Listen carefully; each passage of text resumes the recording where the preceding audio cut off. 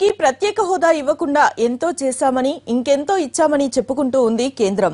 అయితే ఏం చేశారు, ఎంత ఇచ్చారు అనేది లెక్కలతో సహా బయటికి వచ్చింది. ఆ లిస్టు చూస్తే ఇచ్చింది గోరంతా, బిల్డప్ మాత్రం కొండంతా అనిపించక మానదు. రాష్ట్ర విభజన తర్వాత ఆర్థిక సహాయం కోసం ఏపీ ప్రభుత్వం కేంద్రాన్ని అభ్యర్థించిందా? ఇప్పటి వరకు కేంద్రం ఏపీకి ఇచ్చిన నిధుల మొత్తం ఎంత? ఇంకా విడుదల కావాల్సింది ఎంత ఉంది? ఆర్థిక లోటు పూరించడానికి కేంద్రం తీసుకుంటున్న చర్యలేంటి? టీడీపీ ఎంపీ టీజీ వెంకటేష్ రాజ్యసభలో వేసిన ఈ ప్రశ్నలకు మంత్రి ఇంద్రజిత్ సింగ్ లిఖితపూర్వక సమాధానం ఇచ్చారు. మంత్రి పార్లమెంటు ముందు పెట్టిన వివరాలు చూస్తే రాష్ట్ర పునర్వ్యవస్థీకరణ చట్టం ప్రకారం ఈ ఏడాది మార్చి 31 వరకు కేంద్రం ఏపీకి అందించిన సహాయం 6,403 కోట్ల రూపాయలు మాత్రమే.